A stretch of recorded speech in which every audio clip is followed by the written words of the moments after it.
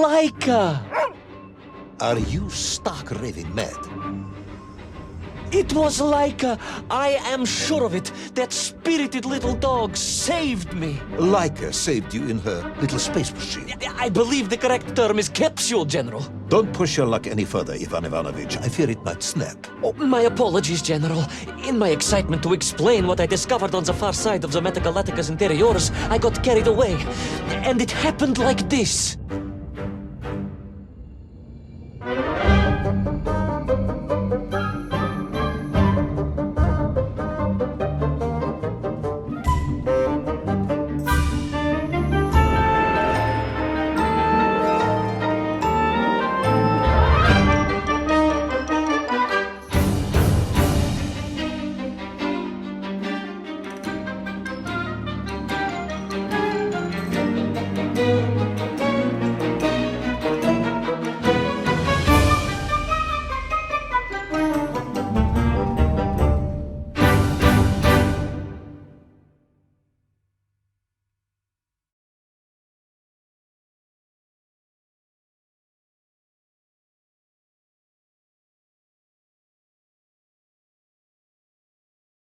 A rocky moon. It's the center of the Earth. The source of all creation, General. A place where time flowed like rivers, and boulders of raw matter rained like comets upon the cratered rock. Another miraculous escape from death. Another happy accident. It was no accident, General. Laika took me there entirely deliberately. I'm sure of that. She continues to be a heroine and a savior and protector of our great nation.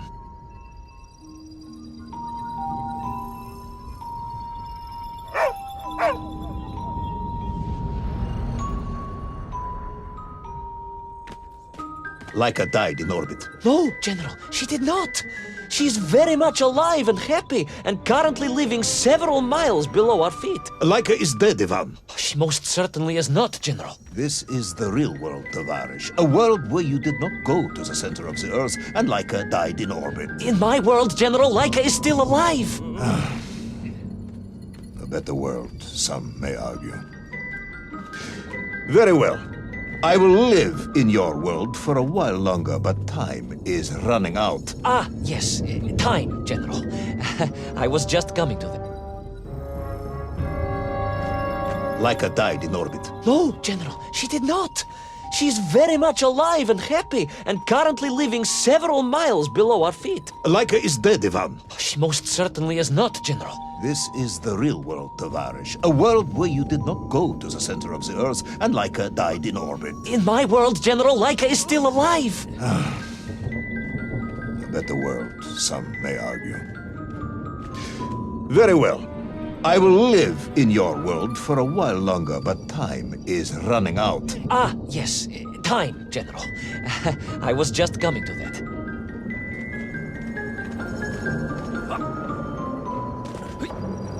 There in the distance it stood, enveloped in a mighty time storm. The world clock, General. The beating heart of all history. The axis mundi, the pillar of the world. Not enough to conquer Russia by drilling back to the surface with his magical mind-controlling atomic radio set then. No, General.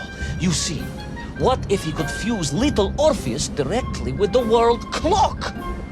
Then his message would radiate with every tick and every talk. He would not simply be the Tsar.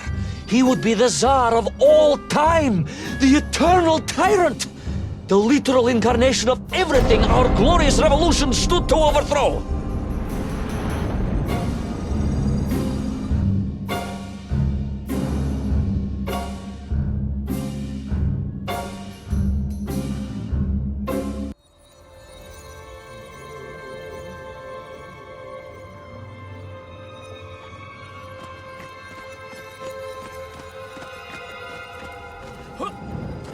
Sonikiv! Uncanny, General. But it was somehow different. I felt no cold. The waves were motionless. Indeed, it was as if I had stepped free of those rivers of time and stood on entirely motionless ground. And there in the distance, What? debris from Tsarya and tall slave mines had washed up here. almost as if I were meant to find it. And there, amongst it, the winking of steel led me to a blasting cap, and a plan began to form.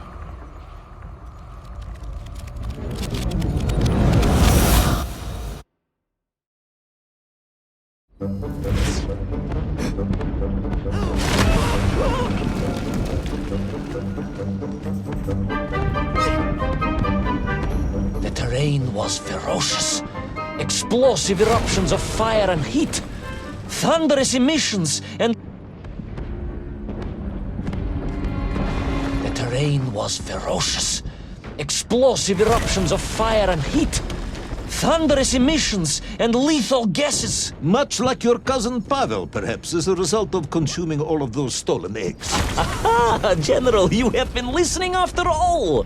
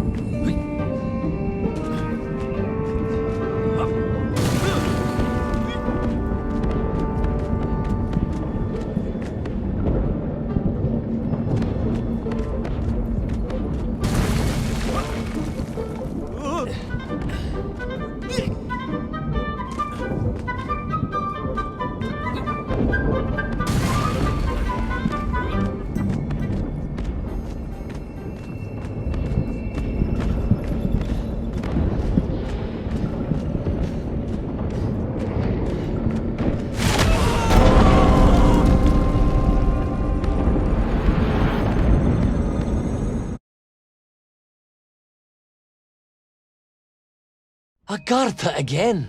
But why? You are stalling, comrade. The clock is ticking. Tick-tock, tick-tock! Of course! In a flash of inspiration, I understood.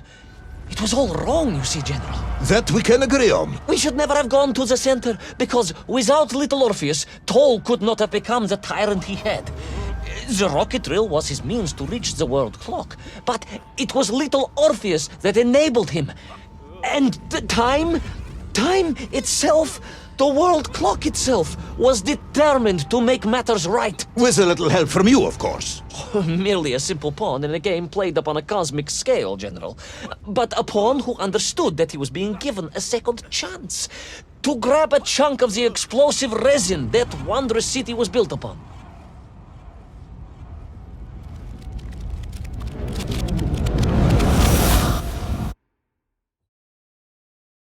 And I was back. The mighty river of time roared past me, carrying the weight of the whole of history with it. Even for you, this is a stretch. Our time is almost up. I have to submit my report within the hour. Time, General. Time was nearly up indeed. That ancient and magical river that carried me along was surely moving inevitably towards some kind of end.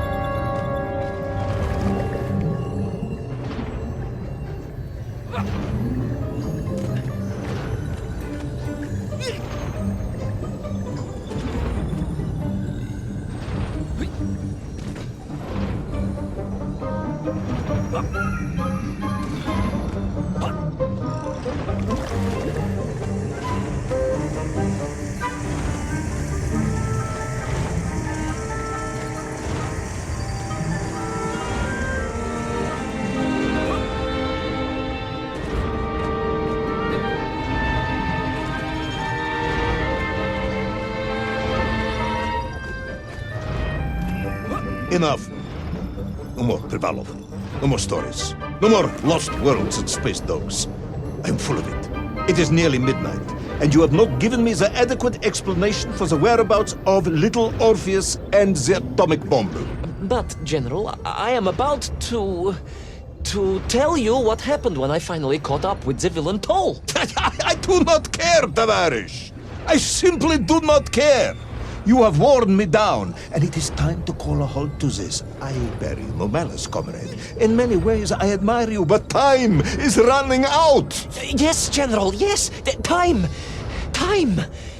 Because it was time itself that suddenly appeared to be on my side.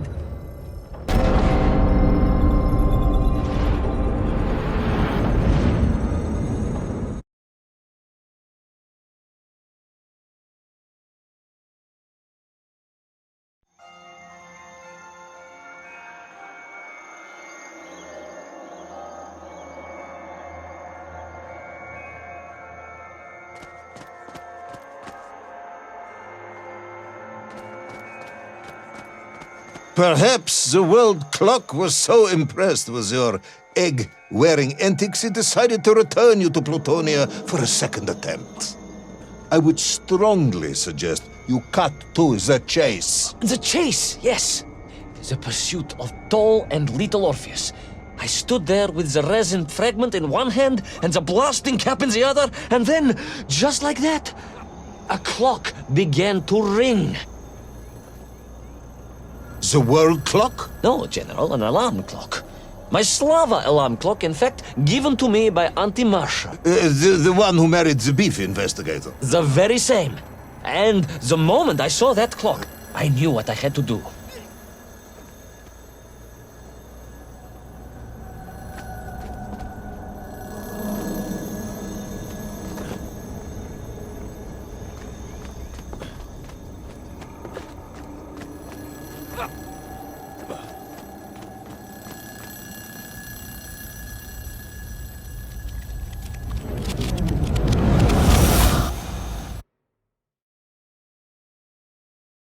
Yes, I'm waiting. A bomb, General. A bomb to destroy a bomb. So, you decided to build a bomb, eh? A bomb to destroy little Orpheus. It was a simple plan, really, General. Yes, you are very fond of your simple plans.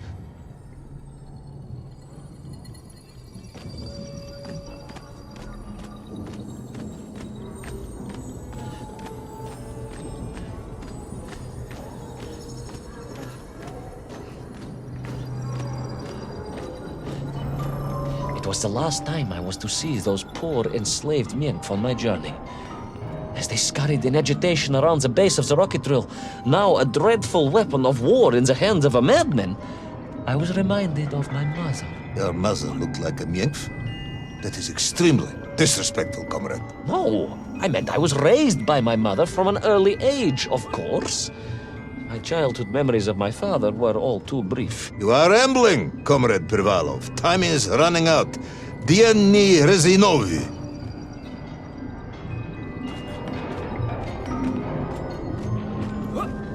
Time will run out for us all, General, will it not?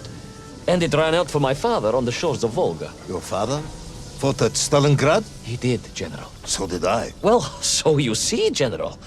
Perhaps we are just the same, you and I. Perhaps we are all just Minks in the end.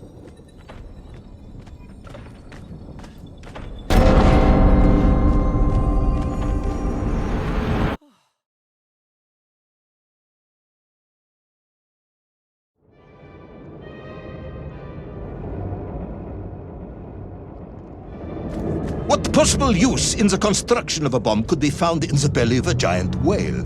Were you perhaps planning on using a worm as a fuse?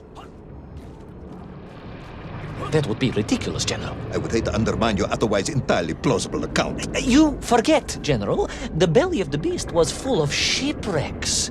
And on one of them, I was bound to find what I was looking for. Fuse wire. Comrade, yes, you'd forgotten all about the fuse until I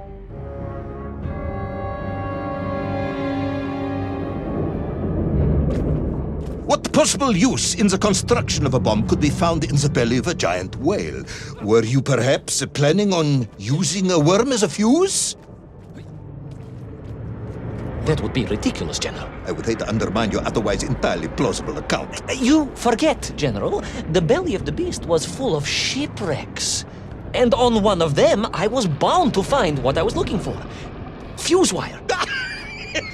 Comrade, yes, you'd forgotten all about the fuse until I reminded you, hadn't you? General, your cynicism is unbecoming to a man of your rank and stature.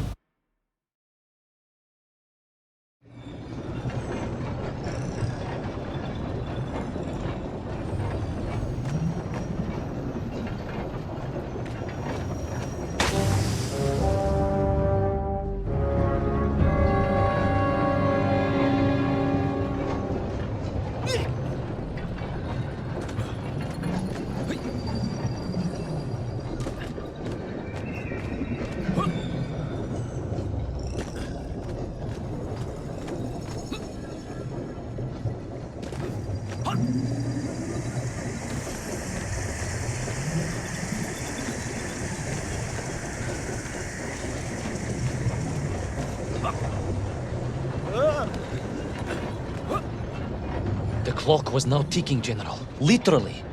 I was surrounded by time, immersed in it, floating along a river of it on a raft made of history, seeking the next moment of opportunity to hurtle backwards amongst those lost worlds. I am a patient man, Tavarish. I lost 3 toes in the winter outside Sharkovskaya in 42. A drunken dentist removed 2 frostbitten toes and 1 perfectly healthy one. You may therefore consider me a man blessed with an uncommon level of endurance for discomfort. I hate visiting the dentist. My uncle Vanya was a dentist, and he was a deeply strange man, notwithstanding the love he felt for his pigs. His what? He was a pig dentist, General. He always claimed that the human mouth presented an insufficient challenge. Let me challenge you, comrade. You will tell me what happened to little Orpheus. My patience is exhausted. I am done. But we are nearly there, General. The world clock was shortly to strike again, and...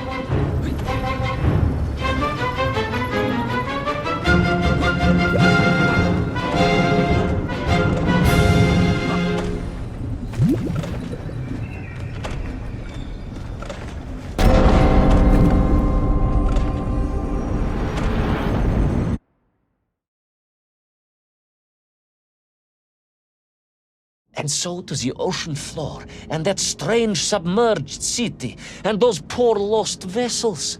To find a shell case to hold all of my scavenged ingredients, the last piece I needed to construct my bomb. Ah, yes, I have been waiting for this. General? Time, Ivan Ivanovich. Whilst you have rambled on and on about it, I have simply bided mine. I am a patient man, as I have said. Yes, I don't feel I paid enough attention to the story about your toes. Do you have specially made shoes? Enough!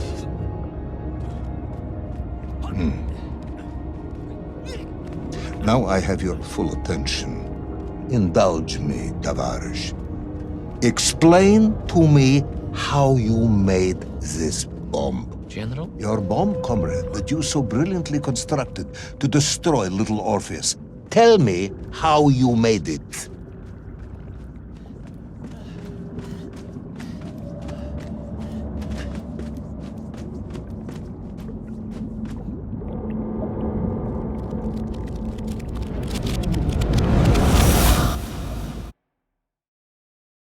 Well,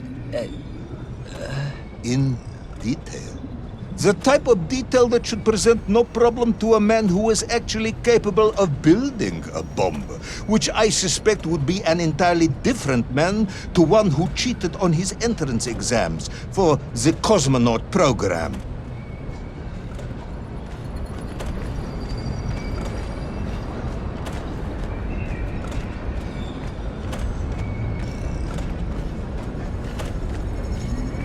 You are uncharacteristically silent, comrade. Cat, got your tongue? if I may, General, perhaps just a minute or two to gather my thoughts? There are precious few minutes left. We have reached our conclusion, I think.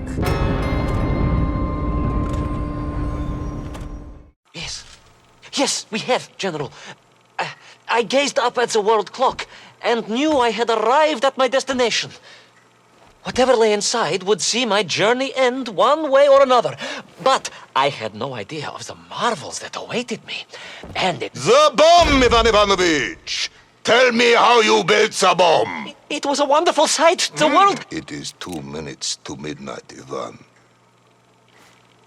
It is time to end the story.